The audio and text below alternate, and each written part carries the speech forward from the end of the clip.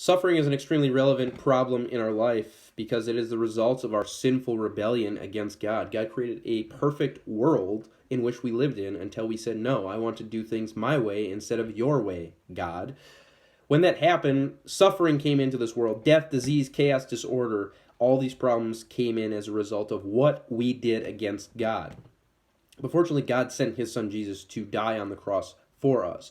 Jesus suffered everything that we could and can ever go through in our life, which is something that is different than every other God or religion in the world, because every other God and religion is ultimately false except for Jesus Christ and his word.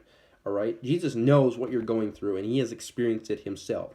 So if you think that you're lost and nobody understands you, the truth is that maybe nobody does, but Jesus does, and he will always understand you. The Apostle James says, "Consider it pure joy, my brothers and sisters, whenever you go through trials of many kinds, because you know that the testing of your faith produces perseverance, and let perseverance finish its work so that you may become mature and complete, not lacking anything." The ultimate goal of God placing difficult trials in our lives, difficult scenarios, occurrences, situations in our life is for us to grow in our understanding of him, to grow near to him and depend on him, because that is what God wants. God wants us to have a strong relationship with him, all right? But we also need to know the difference between consequences and trials before I close, all right? Consequences are our own poor decisions that result in something that is bad. And a lot of people pawn that off on God, like, "Oh yeah, I was drunk driving and I killed somebody. I guess that's the way God wanted it to be." No, that's not the way God wanted it to be. God ultimately has his will.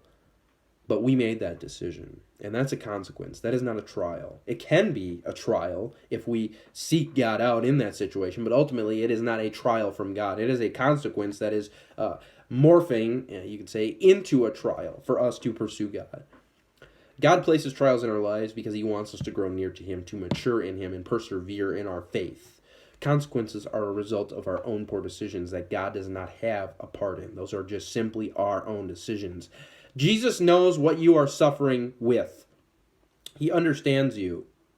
And that is why it is a joy to know that there is a God who is on your side, who understands you, and who loves you. We have eternity with him. This life is very short. The trials that we go through are very short. So continue on. You are loved.